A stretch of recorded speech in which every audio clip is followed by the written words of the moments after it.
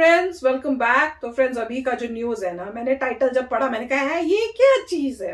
तो टाइटल पढ़ के बताती हूँ, पता नहीं आपको पता है कि नहीं पता है। टाइटल है उत्तर कोरिया में 11 दिन हंसना मना है। नॉर्थ कोरिया की न्यूज। अगर किसी ने हंस लिया तो क्या करेंगे? जेल? पता नहीं। अच्छा, इसमें तो कह रहे हैं हंसना बना है। मैंने जहाँ पढ़ा था वहां तो कह रहे थे रोना भी मना है। पता नहीं 11 दिन भैया ऐसा क्या है? हंसना रोना दोनों मना है। मैंने उसमें तो रोना वो सोचा था, इसमें तो ये हंसना कह रहे हैं। अब अगर खाली हंसना है तो मेरे ख्याल से हो सकता है कि किसी मेजर कुछ हुआ हो जिसकी वजह से हंस नहीं सकते हो। पर अगर हंसना और रोना भी है दोनों, फिर नहीं समझ में। नॉन इमोशनल डे है वो। 11 दिन नॉन इमोशनल। मुझे कहोगे नहीं करना तो मेरे को तो वही करने को। 11 दिन आपको कोई इमोशन नहीं दिखाने हैं। ये कैसी चीज तो पता लगे ना आपको उदास होना है ना आपको खुश होना है, बीच में रहिए। ये क्या बात हुई? आप अपने इमोशंस को कैसे कंट्रोल करके बैठे? आपने कुछ घपला किया तो पता नहीं आपको जेल वगैरह हो जाएगी। तो देखते हैं क्या होता है। मुझे नहीं पता, मैं तो सोच रहा हूँ कि क्या रीजन होगा कि जिसमें उन्होंने ऐसा किया है कि आप ना हंस सकते हैं ना रो सकते हैं। इसमें तो कह रहे हैं, इस न्यूज में तो कह रहे हैं हंसना मना है। हंसना मना है। क्या सोचो, ये भी ऐसे बुरा होगा क्या पता। पर फिर भी किसी लोगों को ऐसे कंट्रोल करना अजीब सी बात है। पहली बार ही सुन रही हूँ मैं तो चलो वीडियो शुरू करते हैं। पर वीडियो शुरू करने से पहले अगर आप चैनल पर नए हो और आपने अभी तक सब्सक्राइब नहीं किया तो जल्दी से पहले सब्सक्राइब के बटन और बेल आइकन को क्लिक कर लो ताकि आपको हमारे सारे न्यू वीडियोस के नोटिफिकेशन मिल जाए जैसे हम अपलोड करें। अगर आपको वीडियो पसंद आता है प्लीज लाइक एंड शेयर। चलिए शुरू करते हैं। पर हंसना मना है। अब हम आपको उत्तर कोरिया से एक ऐसी खबर दिखाएंगे जिसे देखने के बाद आज आपको भारत का लोकतंत्र और यहाँ की असीमित आजादी बहुत खूबसूरत, बहुत सुंदर लगने लगेगी और आप कहेंगे कि शुक्र है कि आप भारत जैसे देश में रहते हैं जहाँ आपको कुछ भी करने की आजादी है। भारत से लगभग 5000 किलोमीटर दूर उत्तर कोरिया के तानाशाह किम जोंग उन ने अब से 11 दिनों के लिए अपने देश के नागरिकों के हंसने पर, खुशियां मनाने पर और शराब पीने पर पूरी तरह से पाबंदी लगा दी है। और यह पाबंदी इसलिए है क्योंकि वर्ष 2011 में आज ही के दिन उत्तर कोरिया के पूर्व सुप्रीम लीडर और किम जोंग उन के पिता किम जोंग इल का देहांत हुआ था। यानी उनकी 10वीं पुण्यतिथि पर उत्तर कोरिया में शोक का माहौल 11 दिनों तक रहे, इसके लिए किम जोंग उन ने आम लोगों के हंसने पर पाबंदी लगा दी है और उनसे कहा है कि उन्हें अगले 11 दिनों तक उदास दिखना है। भारत जैसे देश में जहां बहुत सारे लोग आजादी के महत्व को समझते नहीं, आज उन्हें उत्तर कोरिया के 2.5 करोड़ लोगों का यह दर्द समझना चाहिए जो खुलकर अब अपनी भावनाएं भी व्यक्त नहीं कर सकते। उत्तर कोरिया के तानाशाह किम जोंग उन ने यह फैसला किया कि उनके पिता की याद में 11 दिनों का राष्ट्रीय शोक मनाया जाएगा और इस दौरान लोगों के हंसने पर पूरी तरह पाबंदी होगी। हर शहर की पुलिस को यह सुनिश्चित करना होगा कि सार्वजनिक जगहों पर लोग हंसते हुए ना दिखाई दे। इसके अलावा रिहायशी इलाकों में भी लोगों की निगरानी के लिए पुलिस तैनात रहेगी। अगर राष्ट्रीय शोक के दौरान कोई व्यक्ति हंसता हुआ मिलता है तो उसे वैचारिक अपराधी मानकर गिरफ्तार कर लिया जाएगा और बिना कोई केस चलाए उसे कठोर सजा दी जाएगी। ये सजाए मौत भी हो सकती है, उम्र कैद भी हो सकती है। हंसने के साथ साथ अब लोग कोई खुशी भी नहीं मना पाएंगे, सेलिब्रेट नहीं कर पाएंगे। अगर किसी परिवार में किसी बच्चे का जन्म हुआ है तो उस परिवार के सदस्य उदास ही रहेंगे, खुश नहीं होंगे और एक दूसरे को बधाई भी नहीं देंगे। अगर इस दौरान किसी का जन्मदिन आता है तो वो व्यक्ति भी अपने जन्मदिन को सेलिब्रेट नहीं कर सकता। और एक और बात, इन 11 दिनों में जो लोग अपने घरों से बाहर जाएंगे उन्हें यह सुनिश्चित करना होगा कि जब वो बाहर जाएंगे तो वो उदास दिखें। अगर किसी परिवार में किसी व्यक्ति का देहांत हो जाता है तो उस परिवार के लोग इन 11 दिनों में तेज आवाज में रो भी नहीं पाएंगे। अगर रोने की आवाज घर से बाहर तक आई तो उस व्यक्ति को गिरफ्तार कर लिया जाएगा। इसके अलावा राष्ट्रीय शोक के दौरान मृत व्यक्ति का अंतिम संस्कार करने की भी अनुमति नहीं होगी। यानी अगर रोना भी है तो आपको सिर्फ उत्तर कोरिया के तानाशाह के लिए ही रोना है। आप अपने परिवार के भी किसी सदस्य का शोक नहीं मना सकते। एक ही व्यक्ति का शोक मनाया जाएगा।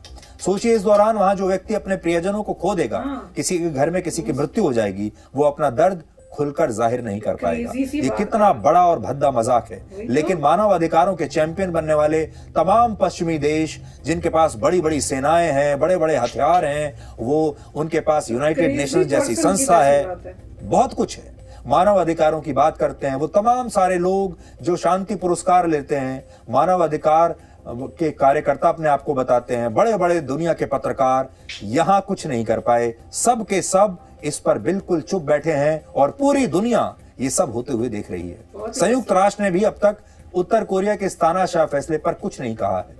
इससे इन अंतर्राष्ट्रीय संस्थाओं और पश्चिमी देशों की पोल एक बार फिर खुलती है। राष्ट्रीय शोक के दौरान उत्तर कोरिया में शराब की दुकानें बंद रहेंगी। अगर इस दौरान कोई व्यक्ति अपने घर में रहकर भी शराब पीता है और उसकी शिकायत अगर पुलिस को मिल गई तो उसे उम्र कैद की सजा दी जा सकती है।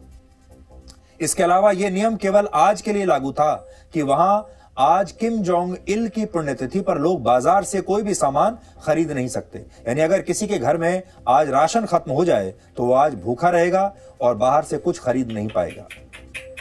किम जोंग उन के पिता किम जोंग इल उत्तर कोरिया के लोगों के लिए कोई मसीहा नहीं थे, बल्कि उन्हें मौजूदा तानाशाह से भी ज्यादा कट्टर और खतरनाक माना जाता था। वो वर्ष 1994 से 2011 तक यानी पूरे 17 वर्षों तक उत्तर कोरिया के सुप्रीम लीडर रहे और इस दौरान उन्होंने सैकड़ों लोगों की हत्याएं करवाई, हजारों लोगों को जेल में कैद किया, अत्याचार किए और उत्तर कोरिया के लोगों से उनके अधिकार और आजादी छीन ली। यानी उत्तर कोरिया का इतिहास उनकी क्रूर तानाशाही से भरा हुआ है। लेकिन इसके बावजूद आज वहां के 2.5 करोड़ लोग ना चाहते हुए भी उन्हें उनकी पुण्यतिथि पर श्रद्धांजलि दे रहे हैं, आंसू बहा रहे हैं और उन्हें उदास दिखने का ढोंग करना पड़ रहा है। हालांकि वहां ये पहली बार नहीं हुआ है।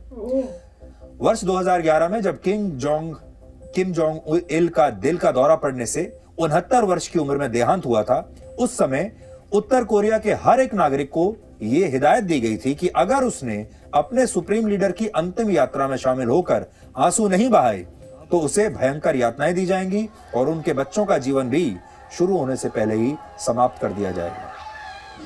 उस समय लाखों लोग सिर्फ इसी डर की वजह से उत्तर कोरिया की राजधानी की सड़कों पर निकल आए थे और इस तरह उन्होंने रोकर आंसू बहाकर झूठे आंसुओं के साथ अपने उस क्रूर सुप्रीम लीडर को अंतिम विदाई दी थी। अब आप ये जानिए, ये तस्वीरें जब आप देखेंगे आपको लगेगा कि वो कितने लोकप्रिय थे, लोगों को कितना दुख हो रहा है उनकी मृत्यु का। लेकिन असल में ये जो लोग हैं ये इसलिए नहीं रो रहे कि इन्हें वाकई में दुख है, ये लोग इसलिए रो रहे हैं क्योंकि अगर ये नहीं रोए, अगर इन्होंने मातम नहीं मनाया तो फिर इन्हें जेल में डाल दिया जाएगा, इन्हें यातनाएं दी जाएंगी। और इसलिए ये सारे के सारे लोग सड़कों पर निकलकर नाटक कर रहे थे। ये वर्ष 2011 की बात है, आज से ठीक 10 साल पहले। और आप अपनी स्क्रीन पर देख सकते हैं कि ना चाहते हुए भी जिस देश की जनसंख्या को रोना पड़ता है, मातम मनाना पड़ता है किसी ऐसे नेता का जिसकी मृत्यु से असल में वो अंदर से खुश हैं, तो क्या होता है। और भी इनको तो रिवोल्ट करना चाहिए। अब एक बार सोचकर देखिए, कल्पना करके देखिए थोड़ी सी देर के लिए कि क्या भारत में ऐसा हो सकता है। भारत एक लोकतांत्रिक देश है, 135 करोड़ लोगों के पास खुलकर हंसने का, खुलकर रोने का, खुलकर कुछ भी कहने की पूरी आजादी है। यहाँ आप कुछ लोगों को किसी नेता की पुण्यतिथि पर उसे अपशब्द कहते हुए भी देख सकते हैं, सुन सकते हैं। आपके हाथ में एक मोबाइल फोन है, सोशल मीडिया है, आप चाहें तो कुछ भी किसी के बारे में कुछ भी लिख सकते हैं। उदाहरण के लिए जैसे उत्तर कोरिया में शराब पीने पर पाबंदी है, वैसे ही 2 अक्टूबर को महात्मा गांधी की जयंती पर हमारे देश में भी शराब की दुकानें बंद रहती हैं और इसे ड्राई डे कहा जाता है। लेकिन एक रिपोर्ट के मुताबिक पूरे साल में अगर किसी दिन सबसे ज्यादा शराब हमारे देश में ब्लैक में बिकती है तो वो दिन है 2 अक्टूबर। यानी बहुत सारे लोग राष्ट्रपिता महात्मा गांधी की जयंती पर भी शराब के सेवन का त्याग नहीं कर पाते, शराब का त्याग नहीं कर पाते। इससे आप आजादी और तानाशाही में फर्क को बहुत आसानी से समझ सकते हैं और इसीलिए आपसे कह रहे हैं कि अपने आप को खुशकिस्मत समझिए कि आप भारत जैसे देश में पैदा हुए। फ्रेंड्स, ये न्यूज सुन के मैं तो पहले मेरा रिएक्शन तो था उस टाइप का, पर ये सुन के दिल में दुख भी होने लग गई कि भाई गॉड, अगर किस्मत खराब होती मैं पैदा हो गई, मैं ओ माय गॉड काम से गए। जबरदस्ती का रोना, पहले तो उस टाइम बोला और इस टाइम तो कह रहे अपने अगर कोई आपके लव्ड वंस की डेथ हो गई तो आप रो ही नहीं सकते, आवाज ही नहीं बाहर आनी चाहिए, तो वहां पे रोना बंद कर दिया है। और उसके साथ कोई हंसना नहीं, कुछ नहीं। मतलब अगर आप घर से बाहर निकले और आपके मुंह पे किसी टाइम कोई स्माइल भी आ गई तो आप तो गए जेल में, कोई पता नहीं डेथ ही दे दें, डेथ पेनल्टी हो जाए इनकी। भाई गॉड, मैं तो कहती हूँ इन लोगों को तो सबको भाग के वहां से आ जाना चाहिए, पर ये ऐसे होंगे कि ऐसे पकड़ के रखोगे कि बाहर भी नहीं जाने देते होंगे कि तुम इस कंट्री से निकल भी नहीं सकते। इनके लिए जेल होगी कंट्री मेरे ख्याल से। बिल्कुल, बाप रे, मैं तो बहुत ही डर गई हूँ, सोच भी नहीं डेंजरस है। उनको घरों में अलमारियों में अपने आप को बंद करके फिर हंस सकते हैं और रो सकते हैं। लकड़ी की अलमारियों में जाइए, उसमें बैठिए, बंद करिए। क्यों आप अगर चुपके और घर में ही कर लो, कोई आप अपने लोग बता दे, कोई बोले हमने सुना था तुम्हारी खिड़की से आ रही थी आवाज, कर्टन करके यार। अलमारियों में जाओ, अलमारियों में ही हु करो, अपना रो और फिर चुपचाप से बाहर निकलो। क्या बेकार की बात है। मतलब अगर कोई टेंशन से, जिसको टेंशन हो रही है वो अंदर जाए। मगर ये गलत था कि अगर आपके किसी रिलेटिव की मृत्यु होती है तो आप रो नहीं सकते हैं। अगर आपके घर में आपका बच्चा होता है आप खुश नहीं हो सकते हैं। तो ये कुछ वियर्ड है, मतलब बहुत ही गड़बड़ की हुई है लाइफ में। ऐसा होना नहीं चाहिए। इतना जबरदस्त कंट्रोल है और इसीलिए पूरा वर्ल्ड ने कट ऑफ किया है नॉर्थ कोरिया को, और इसीलिए जब वो वेपन्स बनाते हैं तब प्रॉब्लम आती है।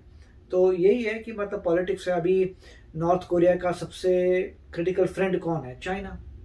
तो अगर कोई भी कोशिश कर, जैसे वो कह रहे थे कि आज तक किसी ने इफेक्ट नहीं लिया, कौन लड़ेगा चाइना से? पॉइंट तो ये है कि अगर आप जो है देखते हैं कि मैं नॉर्थ कोरिया को लिबरेट कराऊंगा तो आपके सामने चाइना खड़ा हो जाता है, सारा पूरे सारी वर्ल्ड। बाकी तो फिर आप ये सोचेंगे अच्छा मैं हजारों लोगों को, अपने देश के लोगों की जान को दाव पे लगाऊं उनको बचाने के लिए।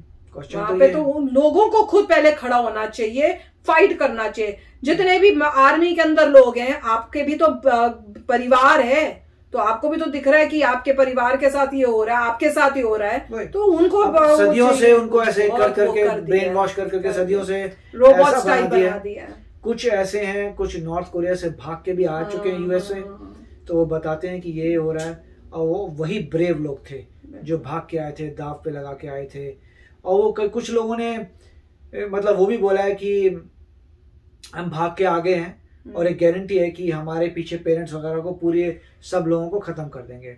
और वो कह रहे हैं कि हमारे पेरेंट्स ने स्पेशली कहा था तुम भाग जाओ, इनको जो करना है करने दो हमें, मगर तुम भाग जाओ। एटलीस्ट ये होगा कि नेक्स्ट जनरेशन तो ठीक हो जाएगी।